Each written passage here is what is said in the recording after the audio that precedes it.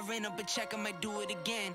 Enemies close, had me thinking they're friends. 10 toes down, I'll be free until the end. Crib outside the city, I don't feel safe in my hands. Took so many years, I'm just waiting for the wins. I'm in debt to no one but the one who took my sins. I do it for real, there's no reason to pretend. If I do it once, I do it again. Add it up, bankroll, euro, peso, add it up. I'm just doing me, everything is on me. Oh, you matter what? Add it up, bankroll, euro, peso, add it up. I'm just doing me. Welcome to Millionaire Before 30, where we are on a mission. That is right. We are on a mission to give you guys the exact blueprint of how to become a millionaire before the age of 30 years old. I'm Ryan Zolin. I am Brent Daniels, Mr. TTP, Mr. Talk to People, and we have a special opening for this show. We're going to be breaking down a $1.9 million deal, and by popular demand, we're going to bring up Albert to break this down. Albert Bowie is here as always, and he is front and center. He's going to be breaking down an actual deal. We're going to be looking at all of the metrics, how they found the deal, what they put into the deal, the pictures of the deal, what's going on with it, and their strategy for getting these deals sold, and it's going to be absolutely bananas. So, Albert, come on up, buddy, and why don't you go to the whiteboard and start off the show fast. Will do. I don't know why I wrote it so high. Alrighty. So this is the deal that we bought in McCormick Ranch, popular neighborhood here in Scottsdale. Purchased at $1.3 million. Rehab budget, we stuck around $217,000. Holding cost on this bad boy is a whopping $25,000 estimated. We're listed on the market, and we'll show you guys pictures in just a second, at $1.925 million with a potential profit of $230,000 to $250,000. Now, once we get some pictures, I'll show you guys the extensive work that went into this, why we decided to do it. And, you know, this is fun because the market did a little bit of a shakeup on us, so we'll share with you what our strategy is to get this puppy sold. Brent? Yeah, so how did you find this deal?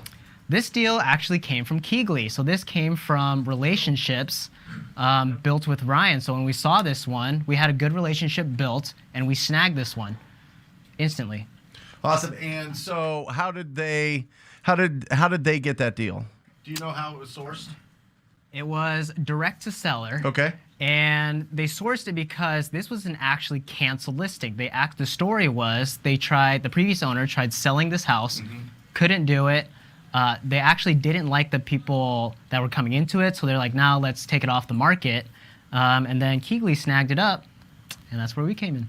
So it was an expired listing, guys. So what happens is if a property goes on the market, doesn't sell with the agent in a certain amount of time, or the homeowners are getting a little bit nervous, they'll cancel the listing, or it goes to the 90-day or 180-day mark, which is a typical listing cycle that a listing agent is going to put under contract, and it didn't sell. So once it falls off the market, you can call. And I did this for years and years and years. This is a tactic taught to a lot of real estate agents to call up the canceled, expired, and for sale by owner properties to see if you can go in there and interview for the job of selling that property. A wholesaler, an investor like us, went in there and had a conversation with the property owner and got it under contract, brought it to Keegley, who brought it to you. So that's like the thread that you can pull to find out how this deal was put together. Now let's take a look at what you did. Will do. So first off, here's the front of the house, right? All we did on the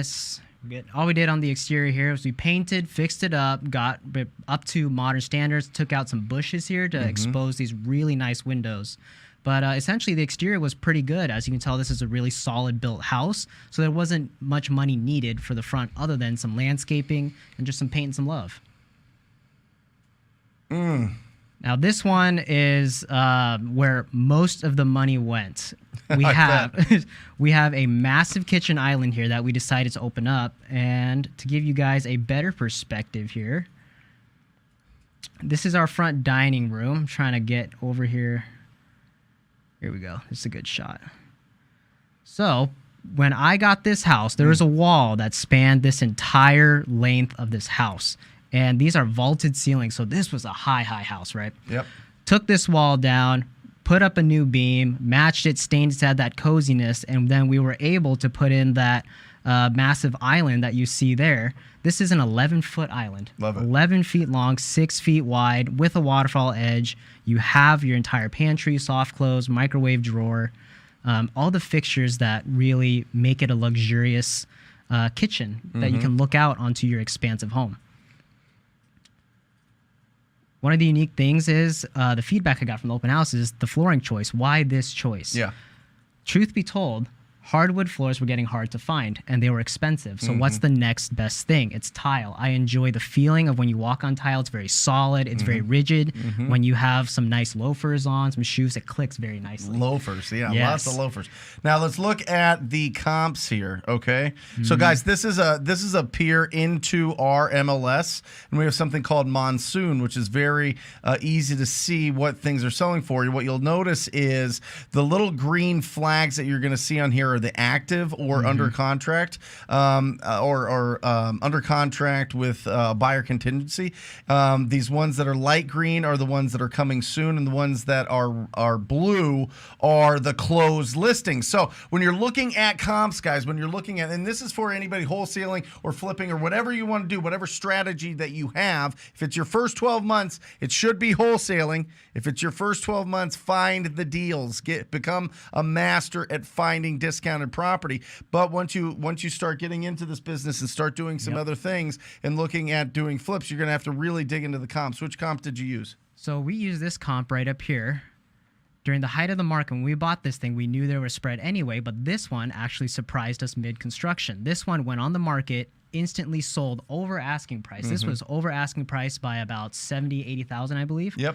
It is smaller, a little bigger of a lot, but the thing that I have on top is I have a 3-car garage. I have a more spacious feel to the house in terms of my vaulted ceilings and everything. This is a very nice house. Yep. So I knew if it sold that high, I knew, okay, I don't have a certain style to it, so we're going to price it a little lower, especially now since the market decided to take a little shift on us. I didn't want to come in too aggressive, and it just doesn't look optically well. Yep. So I decided to price it under that, and this is where we're at. We're just about a week on the market now. And you've had how many showings? 11. 11 showings. 11 Good showings. interest. Good interest. Yep. Everyone seems to love the house. It's a very good remodel, very clean, very luxurious experience when you walk in the house. And that's one of the main things that I look for when I flip a house is what's your experience when you walk through the house that I have touched. Love it. Love it. Yeah. I mean, listen, guys, if you're looking here, look at the potential profit. $230 to $250,000 in potential profit on these deals. This is what we call a massive deal, and it's going to be exciting. We wanted to show you this just to show you what these guys are doing and how exciting it is that they're getting into doing luxury flips, but also to document how this process goes and what they end up selling this property for. It's just been on just barely a week. Barely a week. Right? Barely a week. We go into a holiday weekend. Who knows how the showings are going to be, but as it progresses, we're going to see what you actually sell this thing for and the profits that you make. So this is real life. We're going to document this so that you guys can see it and be inspired by it and really understand the process behind what it takes to do a luxury flip. Yes, sir. Awesome. Cool. Great job, Albert. And today's show, we want to center it around this. First, we wanted to, obviously show you what's going on with these guys' business. But second, we're talking about skills. And I've been talking about this a lot because I think it's so absolutely critically important in this, during market shifts, the people, the entrepreneurs, the real estate entrepreneurs, that have the skills are going to win the biggest. Oh, for sure. Without a doubt. I think the correction here within the market is actually a good thing. I don't think properties should have been selling for $30,000, $40,000 higher than where they were listed at when they were already putting the peak of the market price tag. Yep. So, and I know you have a formula for everybody here. Yeah, well, it's very simple, right? It's very simple. It's actions times time equals skill. Yep. Right? So it's like anything else. Like, how many reps are you putting in on a daily basis? And I the reason I wanted to talk about this is because I did a live event at Keegley's office with Jamil and Pace and Steve Trang yesterday. And I was talking to a lot of people coming up, and they say, I love the show. I watch it with you and Ryan. I watch your Wednesday show. I watch Wholesale Hotline. I'm like so excited to get started. I've been watching for a while. And I'm like, how many people have you talked to? Right. And they're like, well, I'm getting ready Not to there get yet. going. You Yep. know, I've got a list and I'm getting ready. And I was like, just call one person. Yep. Just call one person. Put in one rep in the first day. It's scary. It's the uncertainty, the feeling that you're going to get rejected, the feeling that somebody's going to be mad at you. Nobody wants to go through this. Oh, I don't want to interrupt somebody's day and the whole thing. I get it. But all of those things are nothing compared to being broke. Nothing compared to somebody else bossing you around for your entire life, telling you where to go, where to be, and what to do as a professional when we have this entrepreneurial brain. Without a doubt. Right? You're spot on. So it's, how do you start getting the reps? How do you go, like as a meathead, you go into the gym for the first time and you're like, I don't know how to do this exercise, and you do reps. And then all of a sudden you get a little bit better and a little bit better, and your trainer or somebody's there, and it's like, oh, you're going to get muscle memory. Yeah. It's going to be a new neural pathway in your brain that's going to happen, that's going to help you become a bigger, stronger person, more fit, more, you know what I mean? Without it's the same thing for business. Yep. It is the exact same for the thing for business, and the reps we get are with the rectangle we call a cell phone.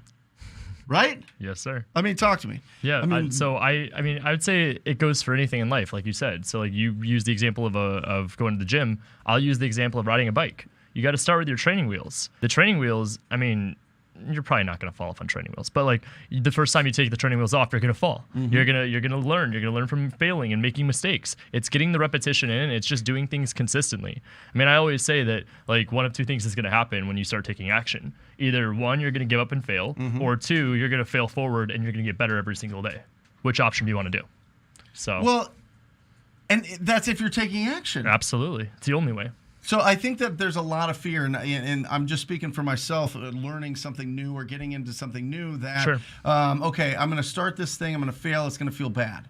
Well, I already feel kind of good right now in my life, but I don't have everything that I want. So maybe I'll just wait until like I'm totally fed up or something really pushes me over the edge, and then I'm going to start working on myself to learn a new skill. Yep. Right? We wait for something terrible to happen as opposed to go towards the it's like the pain and pleasure thing that Tony Robbins talks about, right? Yep. Most people try to avoid pain than they do to seek pleasure. Yep. You know what I mean? And so it's like if you can just seek the pleasure without having to like go rock bottom first, you're gonna move faster, and you're gonna get to the place that you want to be, but you don't have to go through all the heartbreak that you would if you just like totally lose everything or at rock bottom. Without a doubt. You know what I mean? For sure. And I mean, I agree with you. It is scary, but I mean, I would say it's scarier just staying comfortable. Yeah. It's scarier when you're at this point in your life where maybe you don't have everything you want, but you're just content, so you're gonna stay with the pattern you're already in. The best things happen when you break outside of your comfort zone and on the other side of fear. So when you start taking these opportunities and these risks, you start to snowball, and then you start to collect these little wins. Then you start to build your influence around you and your community and your tribe. Then you start to get like even more success. There's going to be obstacles in the way, but that's where you have the people around you that are going to help you get to the next level. Yep. And then once you get to that next level, it's like inspiring and achieving. That's where everybody always says the quote, like, the journey is everything. Like, Russ, the rapper, literally says, he's like, there is no destination. Yeah. Like, the journey is everything. Because by the time you get to whatever that destination is, an entrepreneur doesn't have a destination. Right. You get to that next level, or you get to where your goal was set, what's going to happen? You're going to have that next goal. You're going to have that next thing. So you have to get started today and take action. I love that you just tell people to, like, just make one call. Because at the end of the day, one call. And who knows? I mean, we've had people in your program, my program, that have made one call and gotten a deal. Like, yeah. If I were to tell you, and you know, you say it better. What's the example that you were to tell people hourly wage? If you were to put them on the phone, so you'd have to pry them off. Yeah. If I stood behind you and just watched you make calls, and every hour I gave you 10 crispy, clean $100 bills, $1,000 an hour, just boom, give you $1,000 every hour that you were on the phone, I would have to tear you off the phone. Literally tear you off the phone. But you have the potential to be able to do that. Yep. You have the potential to be able to do that after 90 days of consistency. That's the most bananas thing ever. You know what I mean? Yeah. Like, I was at the point where I was making $1,200 an hour when I was on the phones. Yep. You know what I mean? I mean, that's absolutely incredible. But I think, you know, there's something sticking in my brain that I had heard on an Alex Hormozy podcast. And he said, if you want control, you lose freedom. Okay? Okay. If you want freedom, you have to give up control. All right. So as we're building our business, we want to have that control of our schedule. Yep. We want to have control of that, the efforts that we put and our financial destiny. We don't want some, stock market change or some sort of, the company we work for got bought by somebody else and they're coming in with new management. Now everybody's out, or there's layoffs, right? And all this other thing that we don't have any control over. So you go out there and you're like, I'm going to control what I can control. We can't control inflation right now. We can't control the economy right now. Right. Can't control the federal government. We can control what we can do on a daily basis. So what does that mean? You're going to lose your freedom. You're going to lose the freedom that you have to just sit at home and just do whatever you want, right? You're going to lose the freedom of just chilling and turn your brain off after work. Right? Not that people, our audience is so proactive and they've got that motor that, it's not really something that we have to deal with this audience, but it's the truth. Like when you go home, if you've got a full-time job, you got to find the spots. Yes. You got to fill in the cracks of your schedule with being proactive in your business. Right? And you lose the freedom of being able to do whatever you want when you're off work. So it's those in-between times. It's that, when you get off at 5 o'clock, it's that 6 to 8 o'clock. What are you doing there to build your business? Yep. If you're full-time, then just go bananas, obviously. But if you're doing this part-time and you're building your business, you're going to lose that freedom to just chill. Yep. And I think for most of us, we never just chill. It's always in our thought, in our brains, and then we feel guilty if we don't take action, and then that's like a spiral and a circle, and we're like, oh well, I'm not taking action because I feel bad and I'm not in the right place. So maybe I'll go and I'll put some good education into my brain that'll make me feel better, but I'm still not taking action. Go take action. Yep. Action times time. Action multiplied by time equals the skill. And once you have the skill, that's something that's recession-proof. Yep. That's the thing that you take with you. That's something that makes you a stronger person, makes you a stronger professional, makes you a stronger entrepreneur. I love it. Right? Love it. That's where it's at. So just if you're on that, if you're sitting like on the edge of your seat getting ready to take action, just call one person today. Seriously, just call one person today, and 2 the next day, and 3 the next day, and 4. They might not even answer. 90% of the people you're going to call are not going to answer. Right. Leave a voicemail. Do a text. Do something. You know what I mean? But just take some action today, no matter what. Find a for sale by owner on Zillow and call them up. They want you to call them. Yep. That's a great way to warm up. For sure. Call them up and say, hey, how many offers do you have? Is it still available? Yep. And then start going from there. Awesome. I love it. Yep. Good. How we doing? Do we have questions and celebrations and everything going on yet? Guys, this is a participation show. The first 20 minutes, we just kind of stand on our soapbox and go what's in our mind and try to bring some value and really break it into what's actually going on in the real estate business as an entrepreneur. And then the rest of the show is question and answer. So it's just going to be us up here standing here just jibber-jabbering unless you put in some comments and some celebrations. So let's go. Aji, Brent. Hi, Brent. I have a deal I'm skeptical to take on. Tenant's lease expires in July 2023. Currently paying $200 below market rate and property needs work. Can I wholesale this? You can wholesale anything at the right price. If the owner of this property wants retail or close to retail or whatever else, it is not a deal. I am telling you right now, cash buyers want the easiest, smoothest deals possible. Without a doubt. Even more so right now. Even more so. And yeah, with the renter in there till 2023 and below market rate, it's going to be a tough one, but it just depends on what the purchase price is. So, yeah, so if they're under market, you got to get it at a ridiculous price, Aji. Yeah. A ridiculous price. I had to guess, probably like 40%, 45%. I think it's perfect. Yeah. It's the numbers that we talk about from if you just look at Zillow and it's over 250. Can we put that on there, Matt? Let's put the breakdown on the Zillow prices. You need to be here maybe even 5% less on all of these. If it's over 650,000, 60%, 249 to 100,000, 45%, and 100,000 or less, 15%. Yep. All right. Spot on. Awesome. Albert. Sorry, no, let me read this.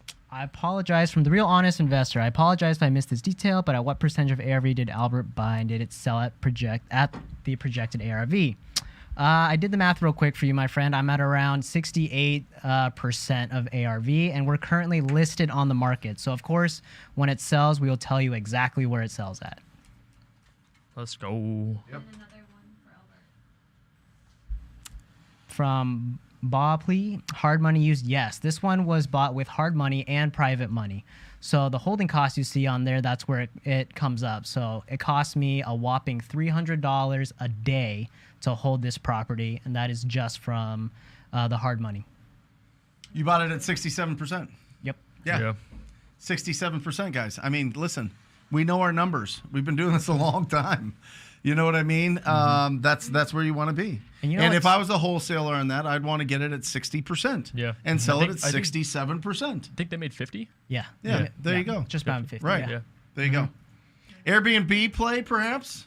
So here's the thing with Airbnbs, right? One, this neighborhood doesn't allow it. This is a very high-end. Explain why. This is a very high-end neighborhood. If you're buying a $2 million house, how would you feel if your next door neighbor was an Airbnb? Not everything is meant to be an Airbnb, and to trap that much cash into something this big right now is not our strategy. I will say during the time that we picked this up, the market was a little different, so the flip was the play, and I knew, and this is a tidbit for everyone out there that wants to do a flip, I knew I could get rid of all the yeah buts in the house.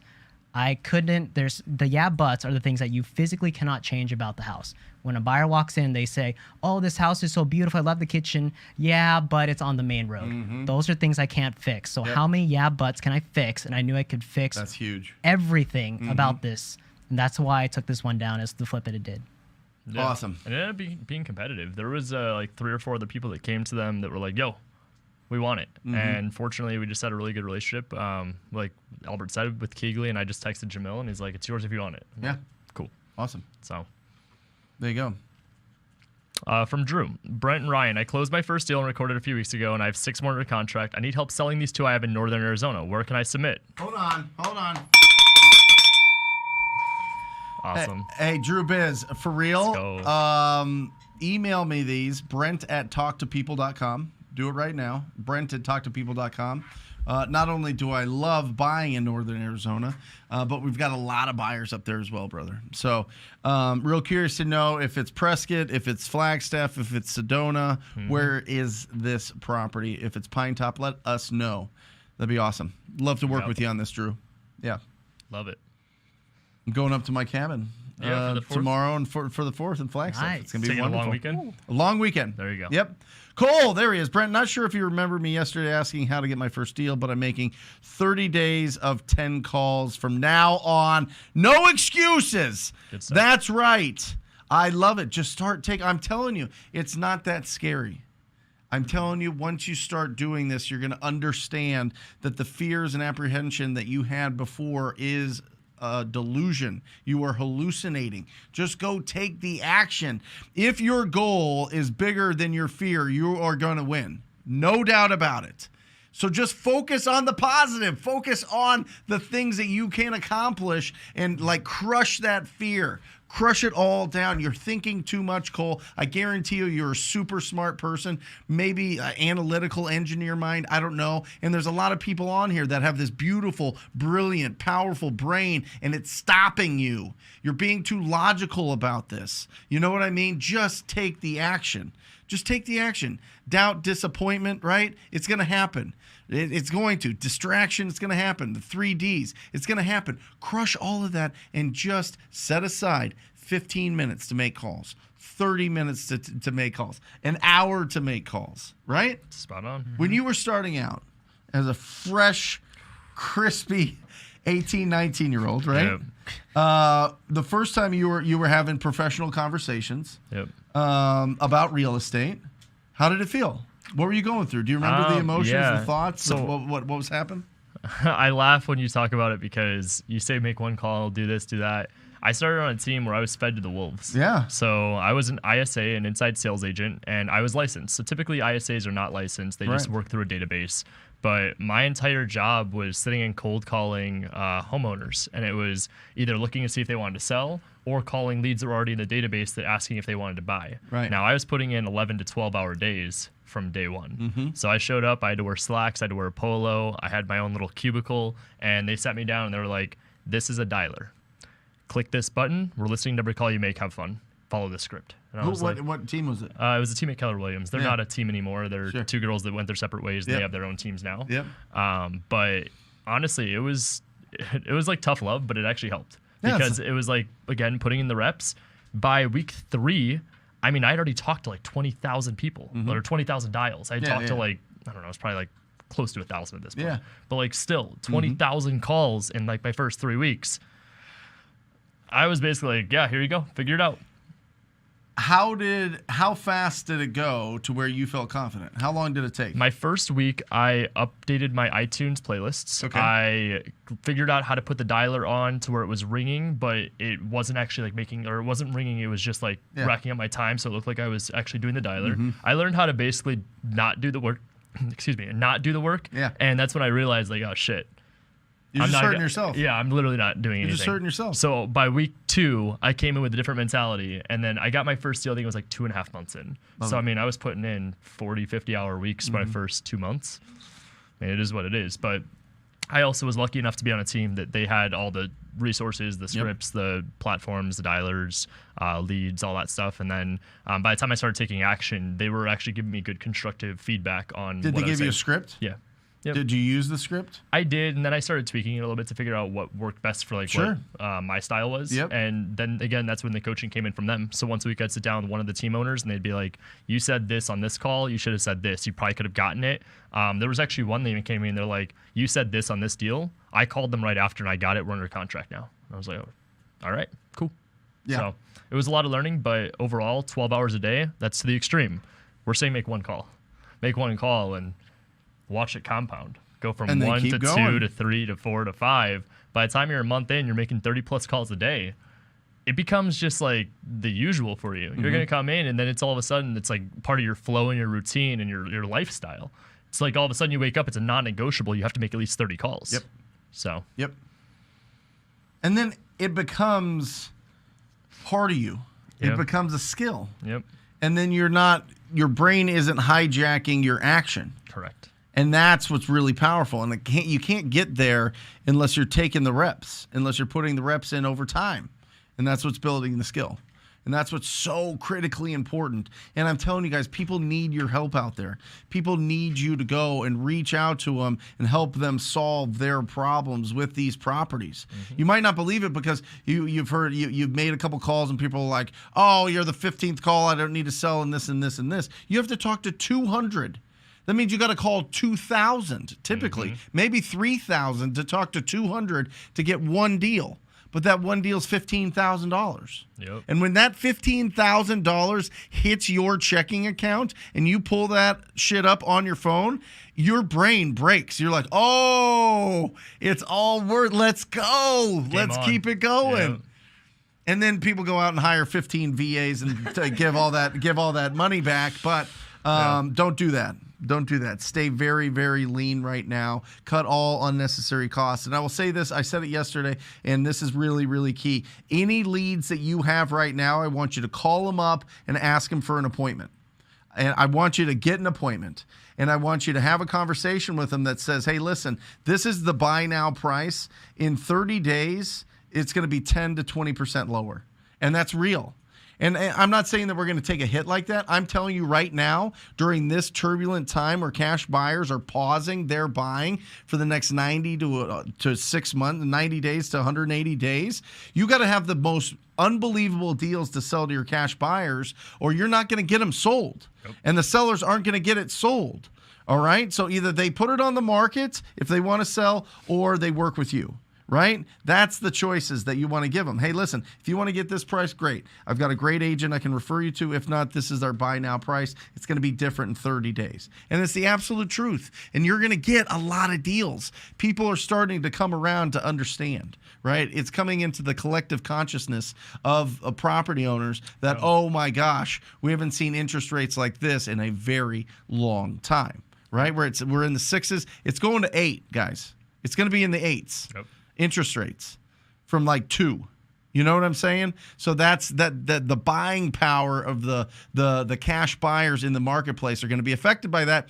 And you 100% need to understand that the value and price of property is determined by one person and one person only, and that is a ready, willing, and able buyer.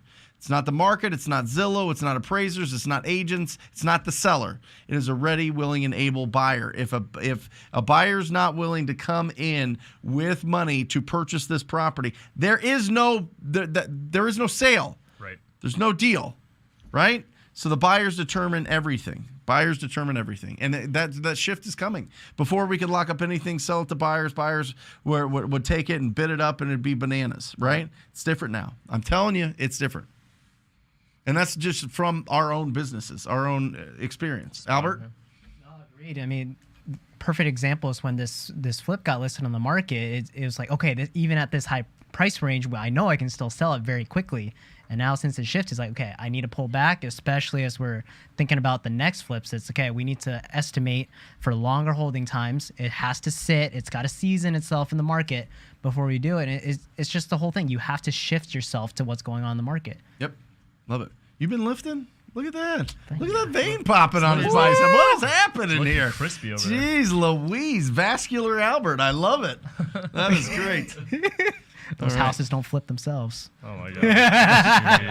Jeez. Teresa, the percentage used for calculating ARV is now what? 35%? I know we're using different percentages now. Well, the percentage for calculating ARV is what it's going to sell for fixed up. So the ARV is not 35%. I think what you mean is what do you offer, the max allowable offer. Remember, ARV is different than what you're offering. Max allowable offer is much different. So the ARV is based on the comparables in the area. And the comparables have not dipped. I mean, they just haven't. Right. We still have a lack of inventory in the marketplace. Properties are still selling. It's just taking longer. And, you know, sellers and flippers and investors have had a wonderful last few years, especially the last 24 months, where you put something on the market and you're getting like unbelievable action and a lot of offers, right? Now everybody's like, oh my gosh, it didn't sell in the first day or week or whatever. It's going to start extending, and that's what's going to build up the inventory. Absolutely. Because it's going to take longer to sell these deals because in our market, a third of the buyers have paused, which is the hedge funds, and they're going to tweak what they're going to be buying, and it's going to be properties that are a lot less expensive. And so that segment of the market's going to be chewed up, but the rest of it is going to sit longer. It's just going to sit longer. So find out what is selling and determine your ARV off of that. And then if you'll put up again the percentages for Teresa here, over 250, 60%, 249 to 100, 45% and 100, or less 15%. Okay, awesome. From Eli, I found this ugly house in my neighborhood. I was told to find the owner of the house before it goes to auction. What's next for me? So I would personally say if it's in your neighborhood, I would go and knock on the door and see if anybody lives there. I would knock on the neighbors' doors and see if they have any idea of who owns the property or if they have any contact information. I would go on to tax records and I'd figure out who the owner is and I would skip trace it. And then from there, it's just going to all flip over everything possible. Try every possible option to see if you can get that homeowner's information and call them. Now, I see it says before it goes to auction, so it sounds like it's in pre-foreclosure. The alternative here is that you could call the mortgage company and see if they'll give you their contact information. I found that to be really 50-50. It's going to come across on how you present yourself to the mortgage lender because their situation right there is that this is their client and they're trying to figure out what happens next with the auction. So those are some out-of-the-box ideas as to how to find the information. Then from there, it's just asking if they're interested in a cash offer for their house and go down all the different options as what there could be to stop the pre-foreclosure. Eli, truepeoplesearch.com. Put in the address. Yep. It's going to have the owner's name and phone numbers. Now, the phone numbers, it's 50-50 if it's right. Call all those numbers, all right? If you can't get a hold of them, go to batchskiptracing.com and put in the address and get the phone number and then call all those. Easy peasy. That's what you do, all right? But yeah, go to the door first. I mean, see if your it's neighborhood, see if somebody's there. All day. Brent, I started chest press with 40-pound dumbbells. Yep, and over the years it worked to 105 pounds. Small wins increase my confidence knowing Well, we're gonna ring a bell for that. I mean, you got to ring a bell for getting 105 swole. pounds of Look at the real dumbbells. honest investor. Let's go. But this is just leave this up here for a second, Alejandro. This is a perfect example of where we go out and we do stuff physically, right? We do stuff so that we feel good. We do stuff so that we look good, and do the same thing for your bank account. For real. Literally. And it starts with this thing. That's all it is. You're just making calls to ugly houses. It's not rocket science, right? And we know that. And I'm not talking down here. I'm just like, I want to relieve the pressure of the event. The pressure of the event is there's an ugly house. They're going to have to sell it to somebody that has cash at some point. So find out their timeline. Call them up. Your tone is your body language on the phone, and have a really great conversation with them and ask them if they would consider an offer. If you ask them if they would consider an offer, there's only 6 responses that you're going to get. Yes, no, maybe in the future. How much will you give me? Who are you and how'd you get my number? That's it. That's the 6 responses that you will get. Some form of that every single time you ask somebody if they would consider an offer on their property. So learn how to respond to those, and you can feel a lot more confident. That's the scaffolding of the conversation. And most people don't want to make calls because you're afraid of what you're going to say.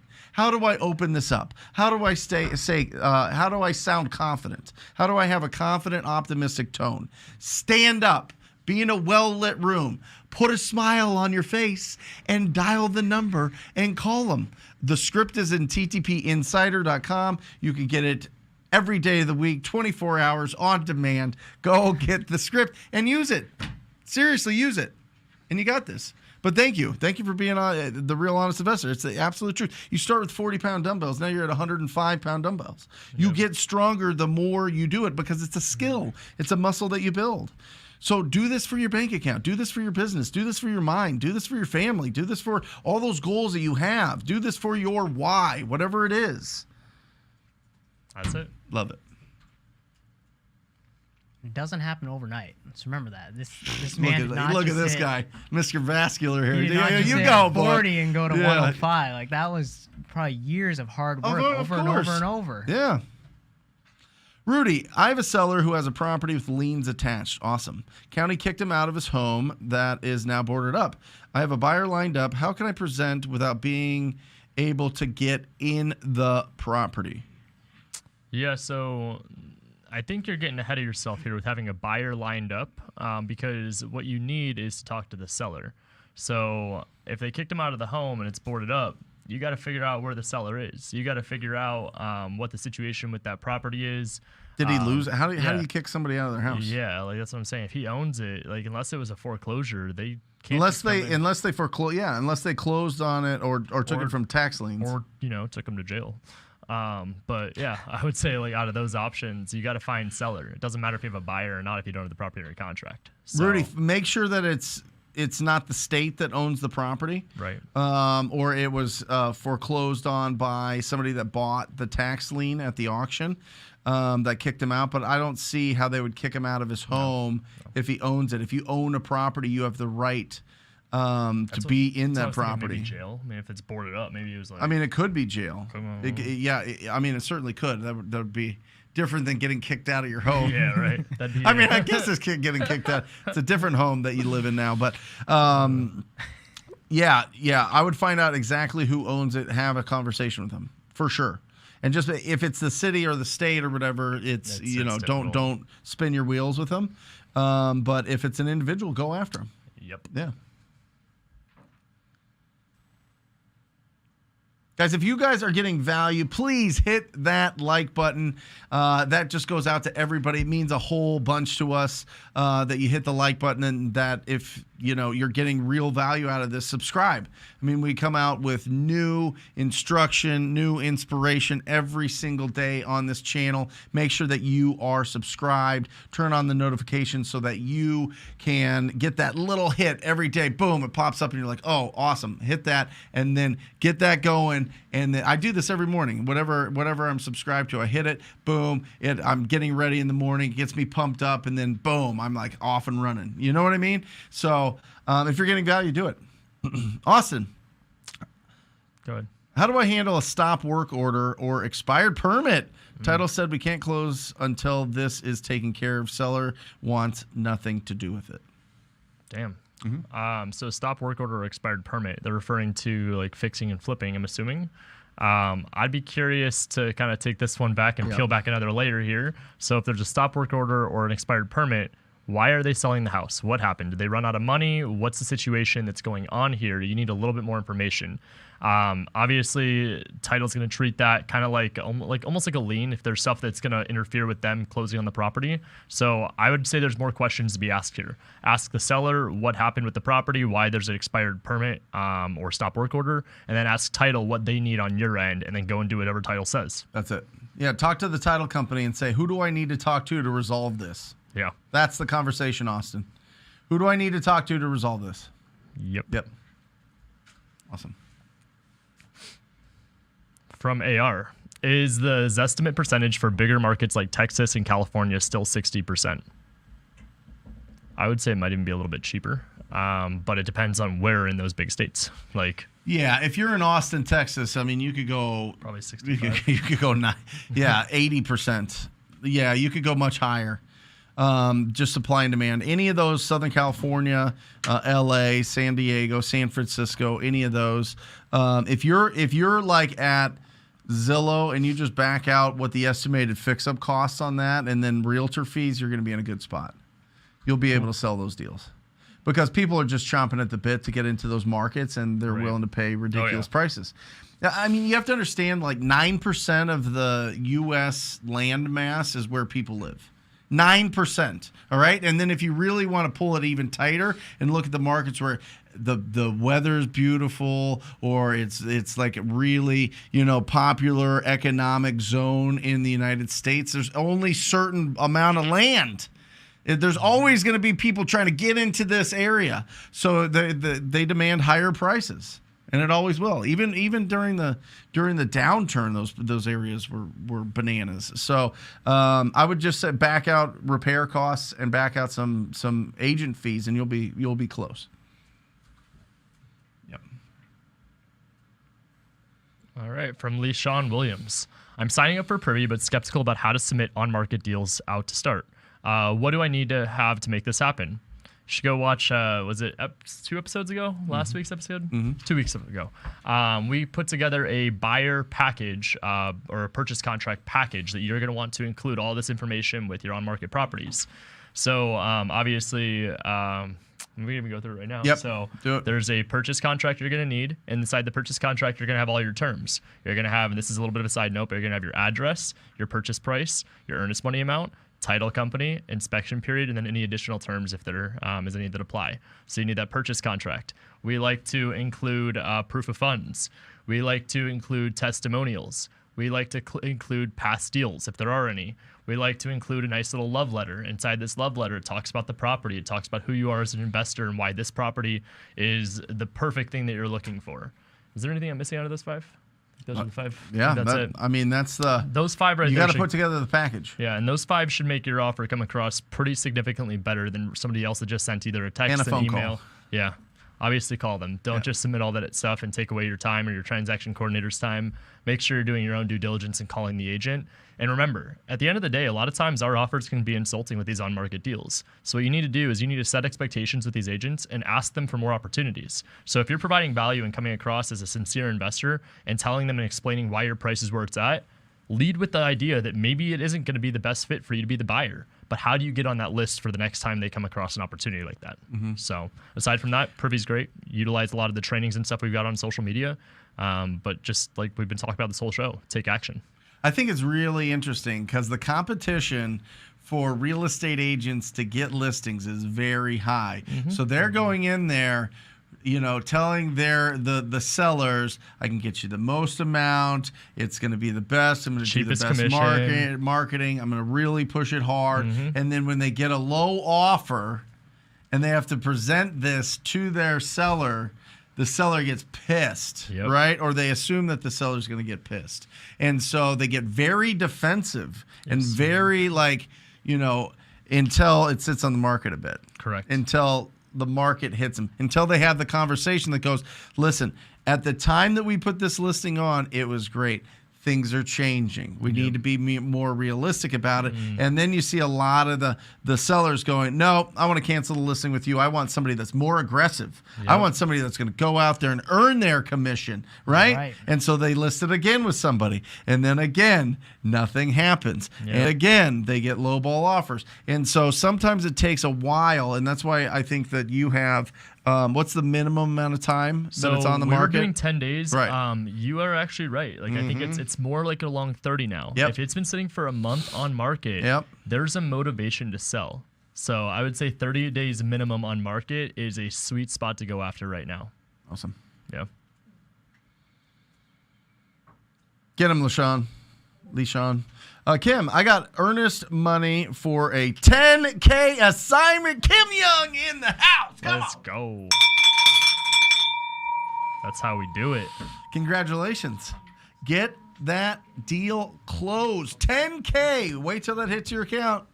I'm telling you, when you get a 5-figure deposit into your account. Dude, I remember my first over $10,000 check. Yeah. I was 18 years old. No, Yeah. 19 years old. I just turned 19.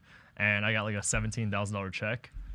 Dude, it didn't even feel real. Nope. It's like you start reverse engineering at 19. All I could do was resort back to my last job, which was I was making pizzas. Right. So I'm like $7.90 an hour times this. And I'm like, man, how many hours did I have to work to make that much money? Yeah. Yeah, it's insane. Awesome. John Johnson. My man. Do you set an inspection before or after you lock the property up? Definitely after, because if you're setting up inspections and you don't have it under contract, you're probably sending out somebody to a house that you don't have. And what I also found too is I don't want to get all conspiracy and stuff like that, but I feel like when you put that bad juju out in the world and you pre-set an appointment before you have it under contract, the world's gonna be like, haha, you thought you're not gonna get that deal. So I would say get it under contract, set the expectation with the seller or with the agent that you're gonna have an inspector, contractor, designer, business partner, whoever you want it to be, whatever you want to call them, or if it's an actual inspection, that you will do that after you are under contract during your due diligence period. I was scrolling around on, I think, Facebook, on the stories, and John Johnson had a post something about I need a lot of multiple streams of income for these dreams that I have. Focus on one, John, right now. Just one. Build a company. Earn it first. Do not get distracted. I'm telling you, brother, do not get distracted. Ugly houses, big checks. Build the machine. Build an actual business. That's what we do in the TTP coaching program. We give everything away for free here, but the implementation is what we do in the coaching, and that's really building the actual business, right? This isn't about just doing deals. This is building a machine that's going to consistently find you discounted properties forever.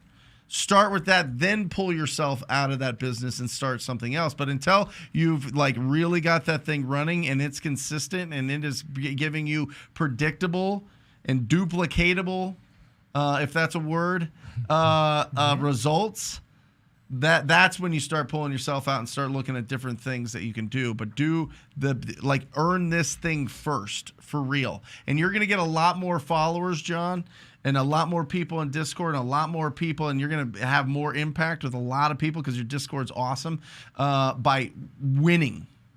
Winning. People want to be around winners. People want to be around people that are closing deals. They don't want people talking theory.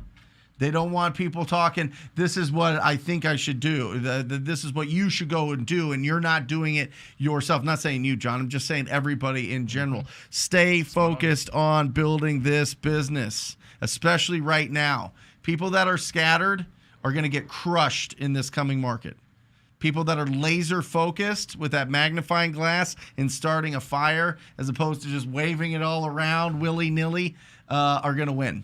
They're going to win big time. Yep. And that's what happens in these markets. Focus wins the most. That's it. Love it. Brent, a program like TTP puts professionals on the streets. People get tired of hacks practicing with their biggest asset. Yeah, that's right. People want competent people calling. Jose, listen to me. You have skills in this coming market and stay focused. You can't lose. I mean, you're going to win. Not only that, but it's not even like you can't lose. You're going to win huge. Focus on the skills. And just real quick, and I won't go through it all, if you'll just put up the 10 skills test that you can download at TTP Insider. This is really important to look at, print out, and really look at where you're at right now. Time management, lead generation, referrals, phone skills, pre-qualifying, understanding comps, lead follow-up, your offer presentation, negotiating, and 10 there, you can't really see it, says focus. Focus and start over every day. Print it out, put it in front of you, and start working towards all those skills. And I'm telling you, the people that aren't are going to fall by the wayside because they're not going to be taking the action. And if they do take the action, see, people don't want to build skills. They want to hire VAs to make calls for them. And then they get a bunch of leads and they can't close them. And so they just spend all the money that they made or all their savings on trying to get other people to develop their skills, and it doesn't work that way. Go through your hustle season. Dude. Go through your 10 to 12 hours of calling all the time. And even I failed, dude. Like, I took 10, 12 hours where I was calling, and then I did exactly what you just said. I took my money that I made, and I put it into VAs. I put it into systems. I put it into direct-to-seller marketing, and I sucked ass at it. Like, I lost all of it. I have more people coming up to me right now in DMs and last night that said, I have all these VAs, and they're calling. They're sending in a lot of leads that just can't get any deals. And I'm like, okay, first of all, do you think it's a leads quality issue or is it a conversion issue? I think it's a conversion issue. Yep. Who's doing conversion? Oh, I hired an acquisition leads manager. Yep. Said, what are you doing? What are you doing? You want to delegate everything because you're scared. You're scared of rejection. You're scared of losing. You want to hire everybody as a buffer, and you're going to lose. It's a slippery slope, especially in this market. The last 2 years could hide. You could hide behind that stuff. But I'm telling you right now, if you're not putting in and building the skills yourself, you're going to get crushed. You're going to get crushed. Jeff, when and why did the percentage of TTP offer price estimator drop? Because the cash buyers want bigger deals right now. They're scared. The cash buyers are scared that for the first time in 10 years, they could lose on a flip. And some of them are losing on a flip. And they're like, oh, my gosh. They forget about the millions that they've made, and they lost like 7,000 on a deal, and they're like, that's it. I'm out of here. I'm not buying another property. This is ridiculous. This is exactly like 2008. I'm going to lose my whole fortune. And this, right? No, spot I on. mean, the Spot metrics on. don't make the sense. The supply and demand doesn't make sense. And there's so many people on YouTube putting out unsubstantiated data about, there's recession. There's 12 million evictions that are going to happen. Are you kidding me? Are you kidding me? Like, read the data. Like, yes, 12 million people were behind on rent during COVID.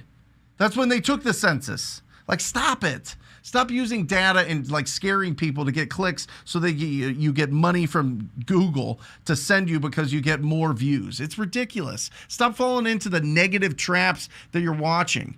Like, only go to the positive things that are going to give you the skills and be able to take action. You know what I mean? You're spot on. I'm getting heated today. Good. I'm getting heated today. I want to, like, fire everybody up. Like, take some action. I want to fire everyone. I'm He's gonna like, fire everybody. all right. No. I love my team. I'm going to fire everybody up.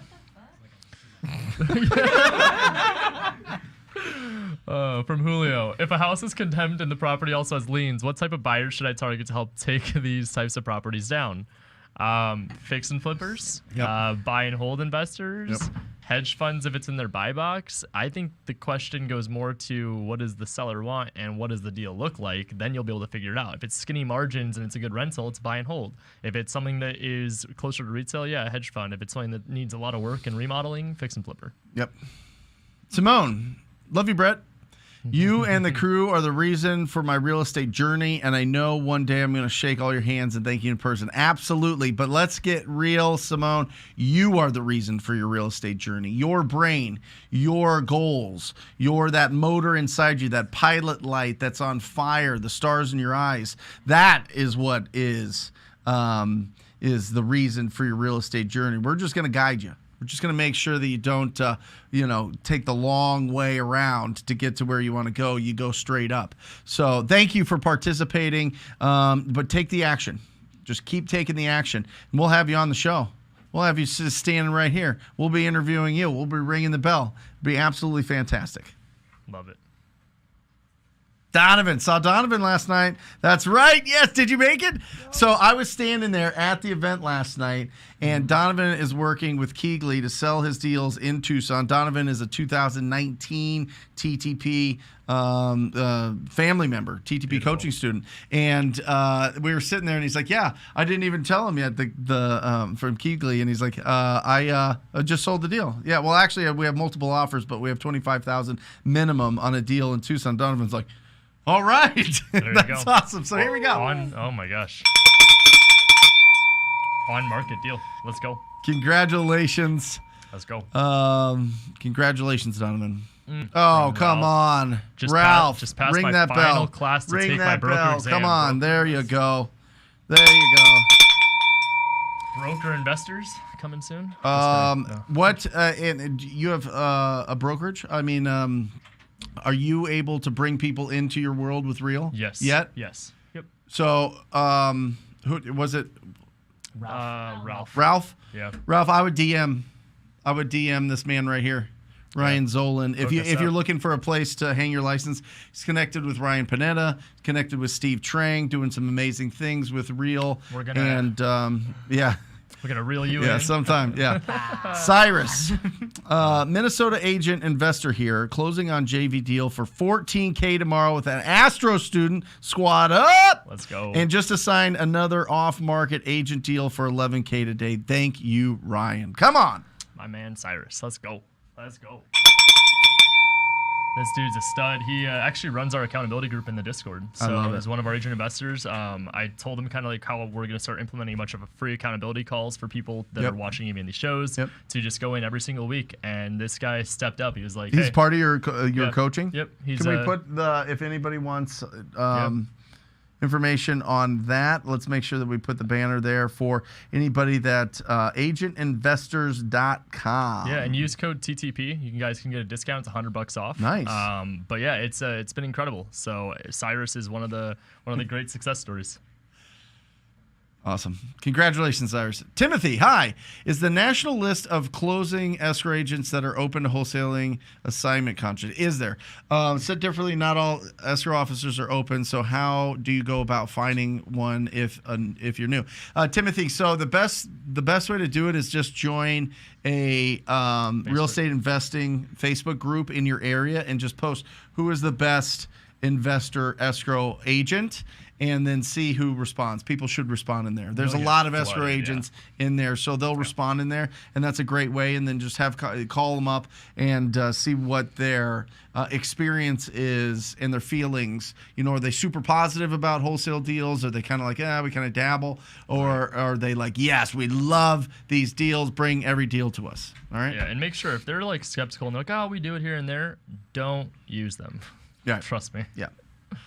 Yeah, they got to love wholesale deals or they'll stop doing it. Oh, yeah, and they're also the ones that are very skeptical. They're like, well, we need this document, we need this form, we need this addendum. And you're like, hang on. You need it? Yeah, listen. No. You want it. Yeah.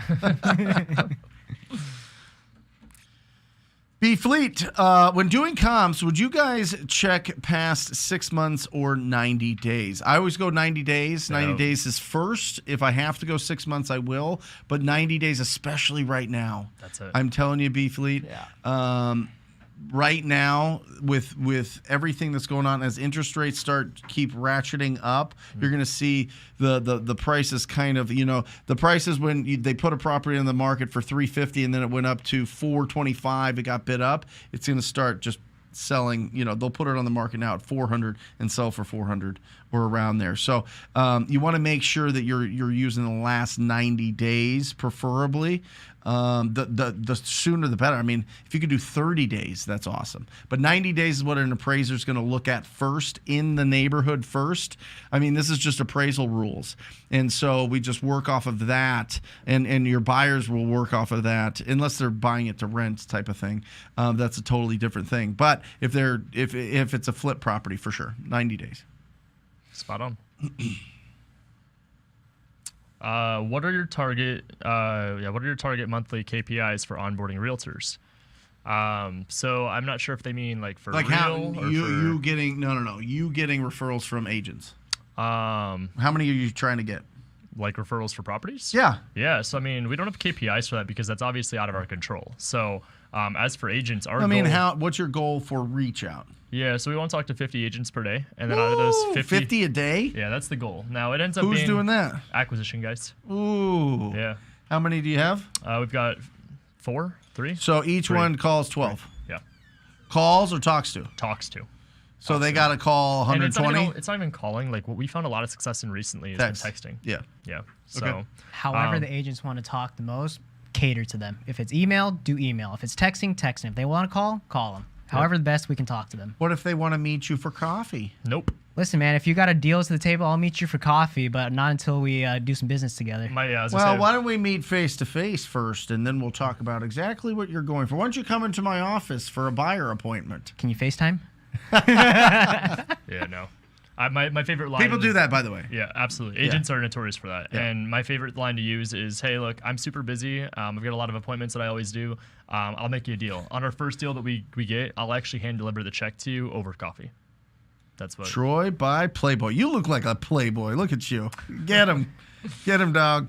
Love it. Taj, once your offer gets accepted with a realtor, what do you do next to assign the deal to the buyer? Do you send a purchase agreement? What would be the next steps? Great question. Yeah. So you get it under contract, and remember, realtors are used to a few things that are different than direct to seller.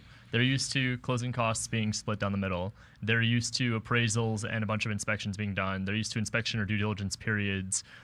So during your due diligence and inspection period, you can go into the property. That's when you're going to do your showings. That's when you're going to go and ask for any price reductions. You're going to accept the property in the condition it's in, or you can even cancel the deal. Now, once you go and you have a buyer lined up, during your inspection period, you say the word assign, but then you ask for purchase agreement. So those are two separate things. There's a difference between assigning and double closing. And assigning, you're going to use just an assignment contract. The way this works in the realtor's world is that they're going to assume an assignment contract is the same as like an addendum. So you're changing the name of who the buyer is, the purchase price, the hard earnest money, all other terms are the same.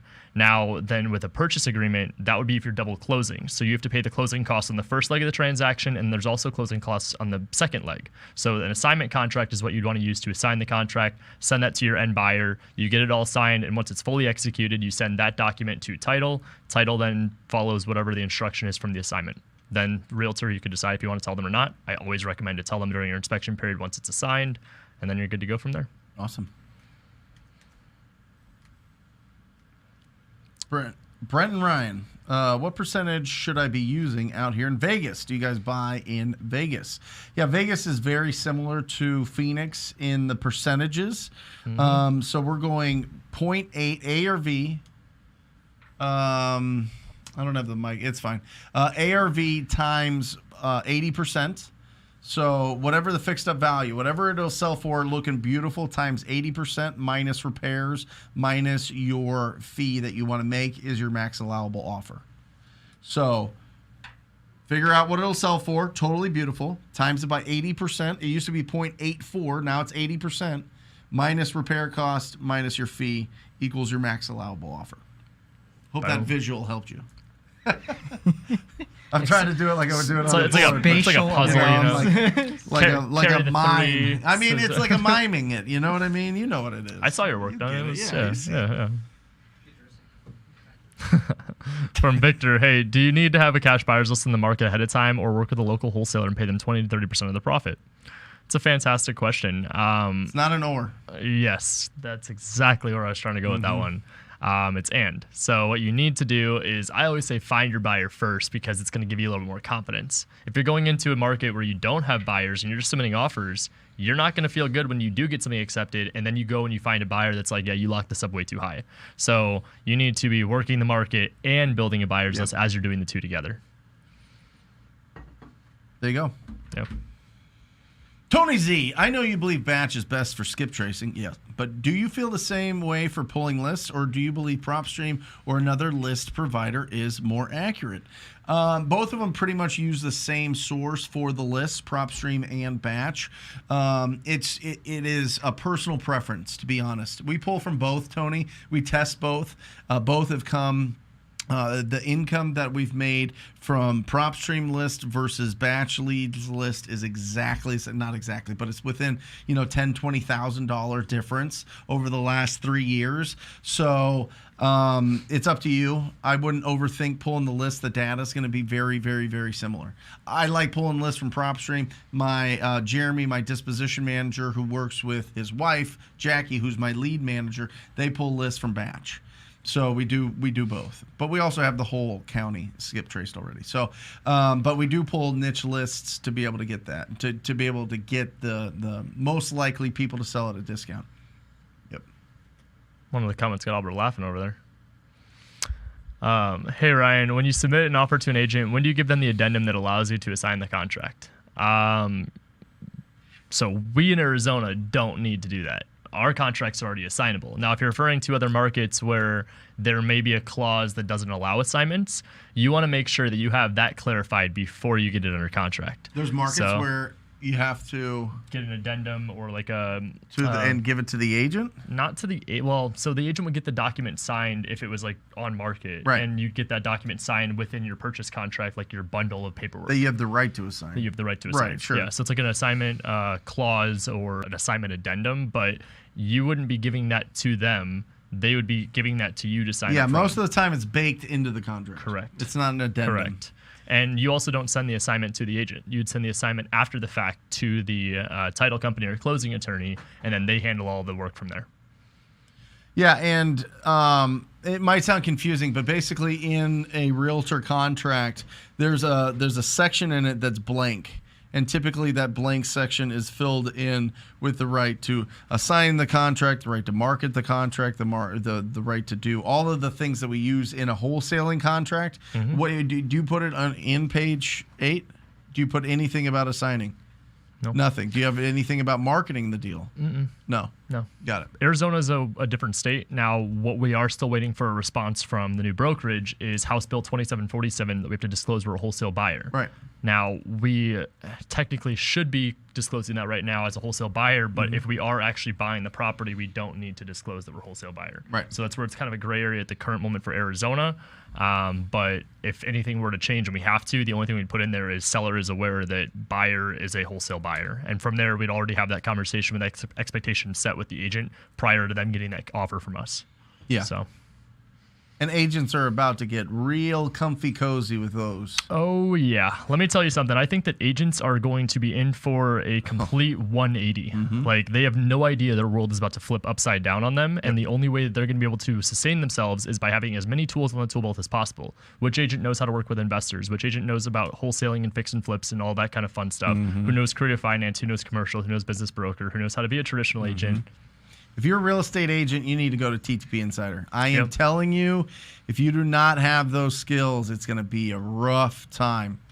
Especially if you're not like 10 years in the business and have an established referral database. Yep. Come join me. For real. I really want to help you. I am. Yeah. You know the timeline. Get out of here. Here we go. All right. Generic name. Love it. How is the outlook for 2024? I'm currently busy because of academics.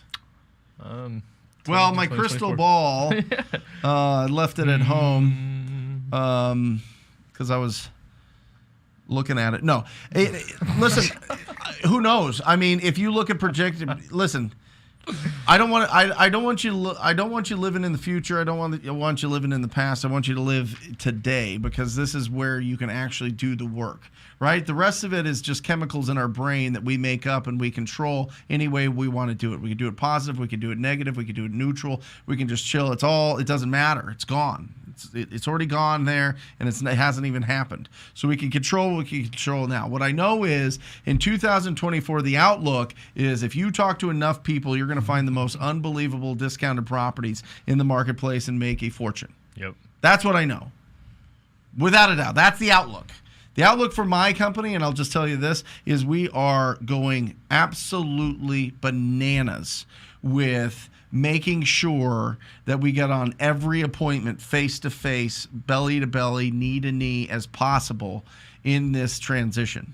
We're going to get in front of them, and we're going to have real conversations. And when we get beat out on deals, we're going to keep a relationship because we've met them. Because what's going to happen is people are going to put offers in on properties that they've never met the owner, okay? And then they're going to cancel those deals. And then other people are going to come at them, and they're going to go, wait, who did I meet? Who did I actually build a relationship with? Who came in with a smile on their face and really wanted to help me out? Oh, it was this Ryan guy, my acquisition manager. It was Chad, my junior acquisition manager. They seem like great guys. I'm going to go with them. So we're going to scoop up all the broken deals. Yep. We're going to scoop up all the broken deals, because a lot of people that don't have the skills and understand what buyers are looking for right now are going to try to lock up things based on data that was from a long time ago, and it's not going to work. So we're going to go pick up these broken deals, and we're going to get the biggest, best deals ever. And the reason we're going to get them is because we're going to be human beings, and we're going to go meet them at their house, and we're going to talk to them, and we're going to be face to face with them. And I'm telling you, it's going to be more important than ever. More important. So if you're doing this virtually, fantastic. Have somebody that is awesome that's going to go in your appointments for you. For real. Have an agent, have somebody that you're partnered with go on as many of those appointments as possible. They should be on appointments all day long. Yep. All right. I second that. From Logan, how do you run repair estimates on more luxury flips and bigger houses? Is there a second table that goes above 2,500 square feet plus? Get him, Albert. Albert, all you, bro. Take what you think the rehab is going to be and double it. That's basically how you do luxury flips. Not all serious notes, though. You got to think that it's the same concept. Construction is all the same. You're just using nicer materials. So I'm not using the cheaper flooring. I'm using more expensive tile. So if you're looking at the second table that goes, is there a second table that goes above 2,500 square feet? Not really. The more that you start looking at luxury deals, you got to start understanding what goes into rehabbing this property to this level. For an example, at the beginning of the show, I showed you our island. A standard island is about 4 to 6 feet.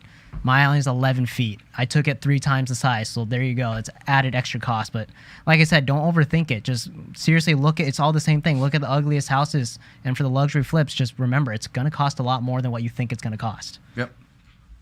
You said double it, or is there like a specific like number like that you add on extra? I was just kidding. No, I was like, I mean, it is pretty much doubling it, Yeah. though, if you really think about it. What was our budget initially on this one? It was 200. My budget initially on this was about 170. Okay, and it's And then 250. as you get into this house, Yes. more and more stuff just keep popping up. And in this price range, if you cut a corner, these buyers will notice you cut that corner. Yep. So for $2 million, you got to put it out there. There's no sacrifices. Love it. There you go. Hey-oh! Yeah, I bet it does. Yeah, Josh just cashed my my $17,000 assignment. It really does hit different. There we go. I almost had you there. Yeah. I think he was wiggling it back there. Oh, yeah. Congratulations, Josh. Nice job. $17,000. So excited for you, brother. Yep. Keep that money.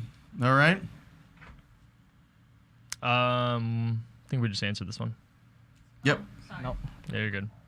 You didn't undo any of them.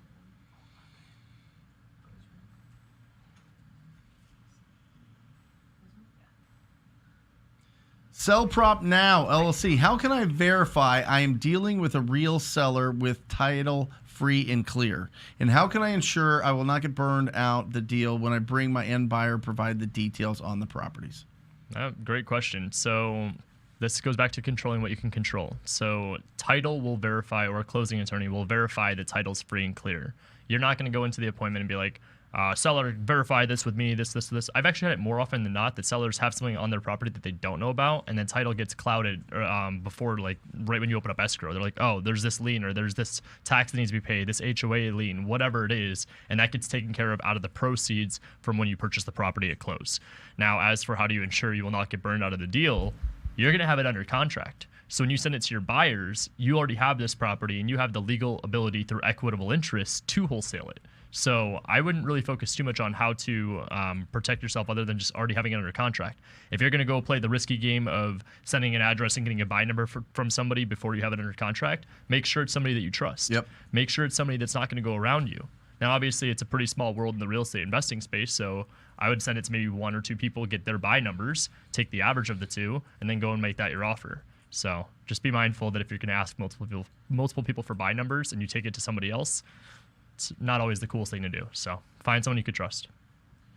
Yeah, and don't think that you're going to get burned. Right. That kind of sets it up to get burned, in my opinion. Yep. If you have the property under contract, you have the rights. So if somebody's going to try to backdoor you, you don't have to allow it, right? So make sure that you're working with people that you really trust. Make sure that you have built a unbelievable relationship and trust with the seller. And you can you can preempt them by saying, hey, listen, people might still come and try to buy your house.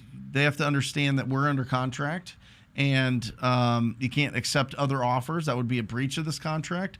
So you're committed to me. I'm committed to you. If anybody's coming to try to give you an offer, just give them my information and I'll talk to them. Yep. Don't even worry about it. That's it. Yep.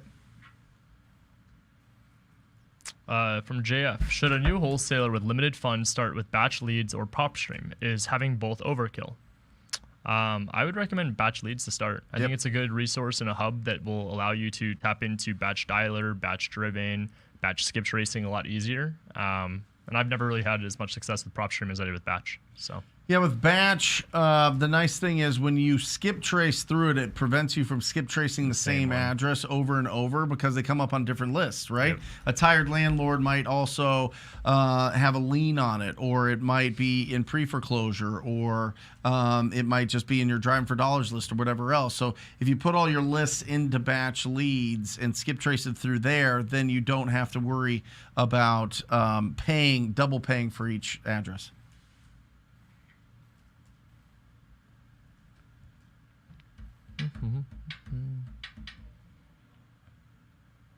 From Marlana, sorry, I meant can you wholesale a house if it's getting rezoned? I found the house while door dashing and had a public notice sign.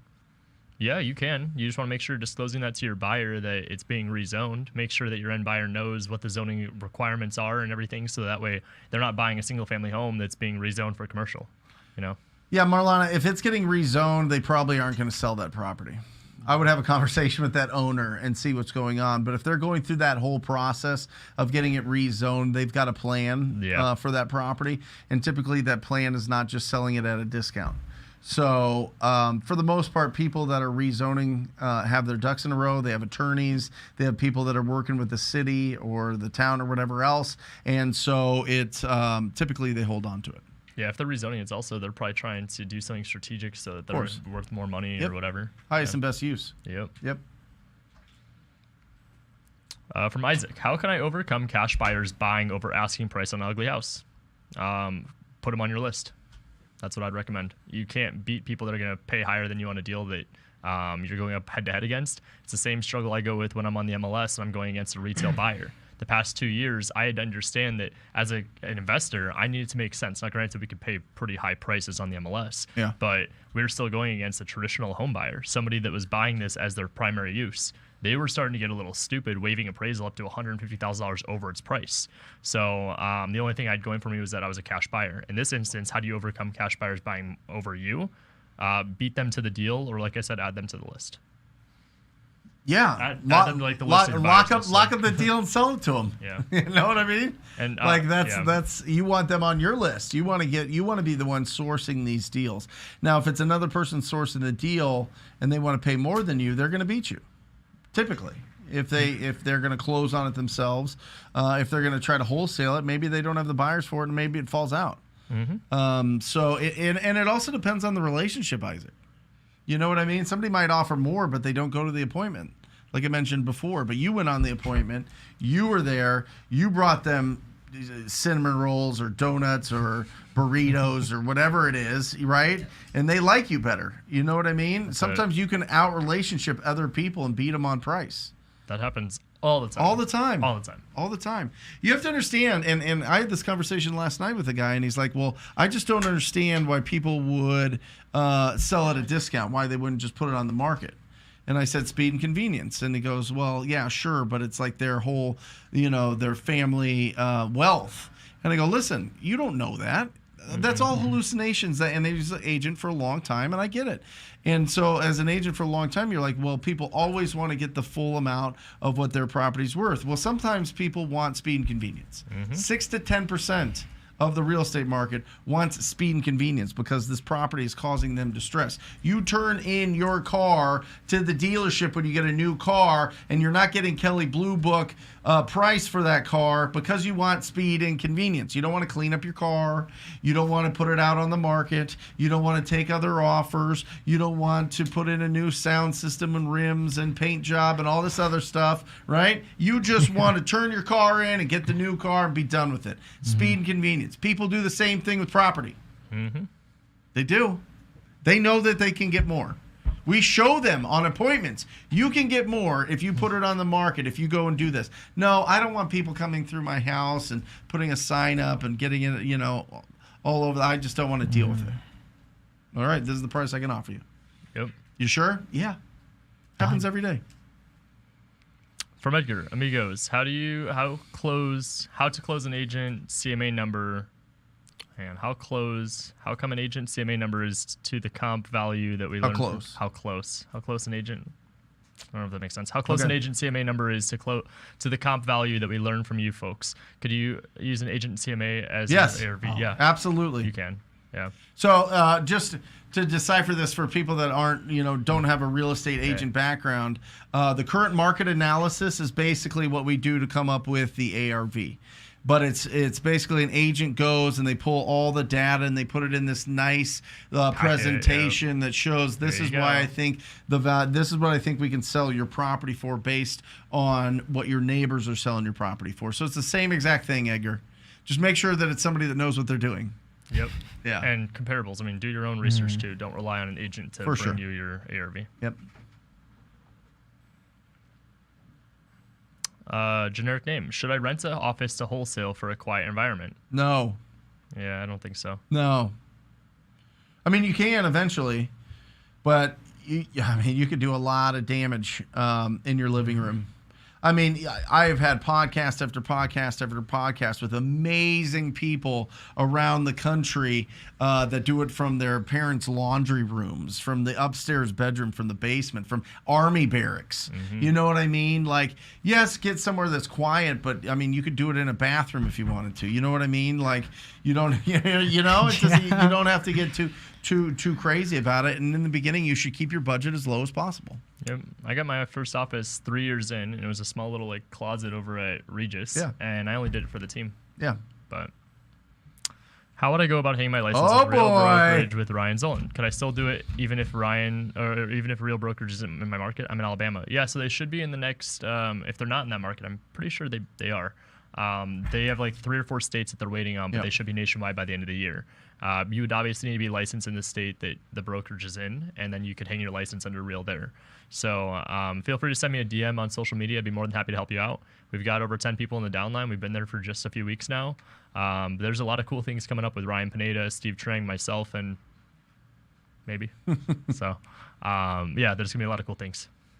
Grant, got a deal locked up that we are 2 texts away from a signing. The deal was brought to me from Ryan's AI Discord. Get active in Discord. Wow. We're going to have to add Discord to the old lead generation sources. So I love it. Ring that Grant bell is out for in Grant. Vegas, and he's one of the students as well. Look at that guy.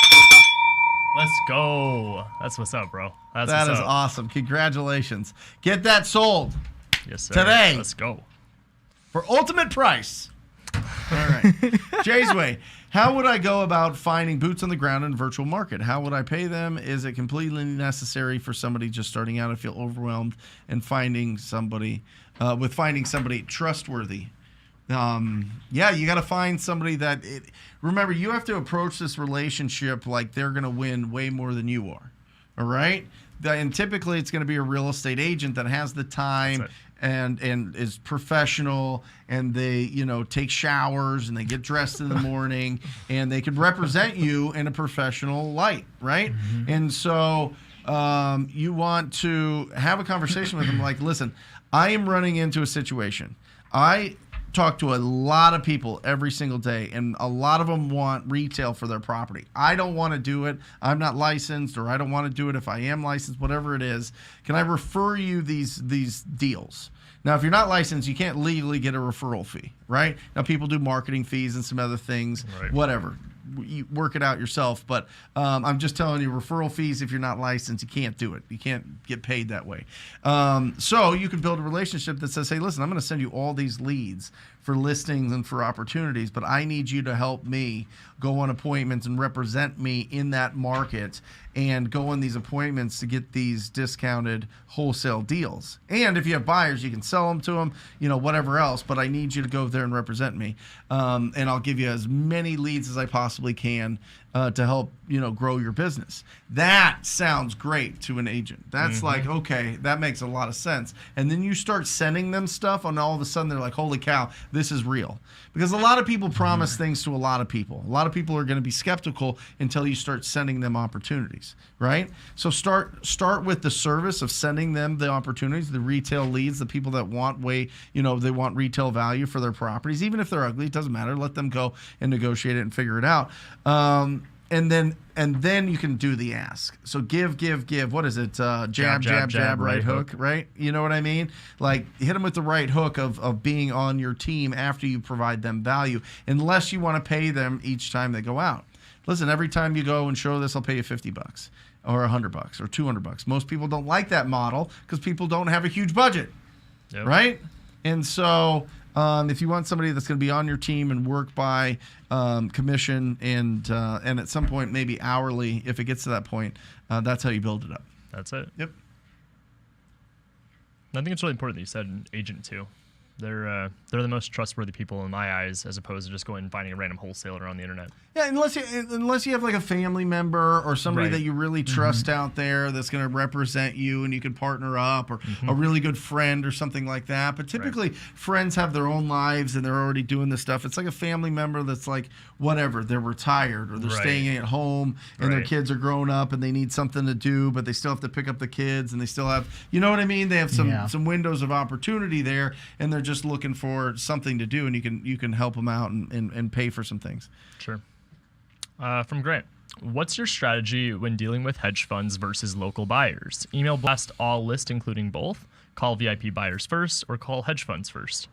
So I think that what you need to make sure you understand, there's probably a pretty big difference in the price between a hedge fund buyer and a fix and flip VIP buyer. Oh, yeah. A VIP buyer is going to be wanting a discounted, distressed property they can go in, fix up, turn around, and flip. A hedge fund buyer is trying to buy properties for buy and hold. So they're able to pay a little bit closer to retail. What I would recommend is making sure you have the buy box of your hedge fund and making sure that the houses you're sending to them fit inside that criteria. You're not just going and locking up distressed homes and sending it over to the hedge funds, because that's not their business model. The VIP buyers, that should be so you should have 3 different lists in my opinion. It should be your VIP buyers, it should be your all list, and then you should have your hedge fund list. And the hedge fund list, in my opinion, I don't think that's a list. I think it's probably like 2 or 3 people that are connections that have those relationships with the hedge funds you send the deals to. They bring the hedge funds into the equation. The VIP list, those should be the people that you should be going to on every single property. The minute you have it, maybe it's a text, maybe it's an email 10 minutes before it goes out on the blast, whatever it is, those people get all the properties sent to them. And then from there, the rest of the list, they get it sent out afterwards. So hopefully that helped. Yeah, just make sure that you have the hedge funds that are buying right now. Right. And look at this. All right. Perfect. Are you kidding me? Got my first big check of $124,000. $10,000 from one deal in California. Damn. Vacant land, squad up, TTP. Samuel, get it.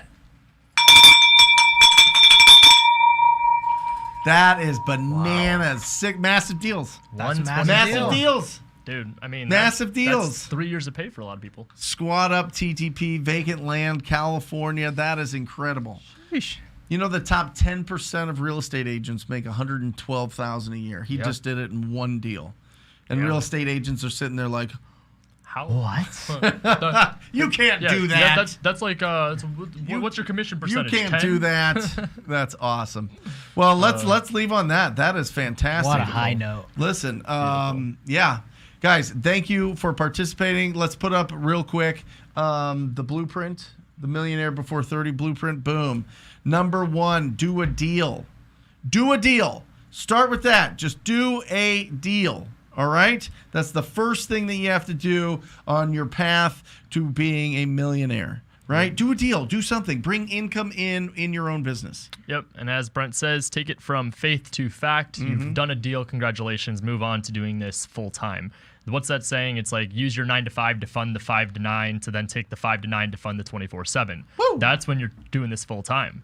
That's when you're able to take that money and you're able to watch it make more money. You have more opportunities presented to you. You have more money, more opportunities, and then you get back to ground zero, which is the third step. Yep. Kill the debt. Stop being somebody else's ROI. Stop being somebody else's credit on their balance sheet. Stop being somebody else's asset on their balance sheet. Okay? Kill the debt. Get rid of consumer debt. Car loans, student loans, credit cards. Get rid of them. It's eating you alive and it's affecting your life. And I'm telling you, if you're a young entrepreneur, the number one, and this is proven, this is stats, this is real life. The number one thing that crushes most young people is that car. Trying to flex and get that nice car or truck or SUV or whatever else that's eating up $1,000, $1,500 of your income every single month that you could be investing into your business. And just listen, ride on, keep that ugly car.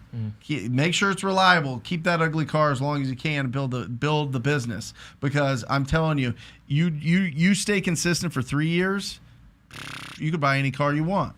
5 years, bananas. 7 years, you're in a helicopter. You know what I'm saying? Some people won't take me seriously, Brent. Love it. And then next, invest into assets. Take that hard-earned cash and make that money work for you. So we're investing into assets, which is going to create the beautiful thing that we're all looking for called cash flow. This is going to create consistent income coming in every single month for you, which leads to the most amazing step of all, which is the fifth and final step. Financial freedom. This is control over the time you have left on this planet. Financial freedom. I'm telling you, when you don't have to worry about money, when you win the money game, you get to focus on things that you really, really, really, really love and appreciate and want to do, and that's what's exciting. I mean, that's an absolutely incredible life, and 5% of the people get to do it, for real. I mean, if you just look at the stats. So be in that 5%. Absolutely. 1,700 millionaires are made every single day in this country. So when is it going to be your day? When is it going to be your day? We love you guys. We'll see you next week. I ran up a check, I might do it again. Enemies close, had me thinking they're friends. 10 toes down, I'll be free until the end. Crib outside the city, I don't feel safe in my hands. Took so many years, I'm just waiting for the wins. I'm in debt to no one but the one who took my sins. I do it for real, there's no reason to pretend. If I do it once,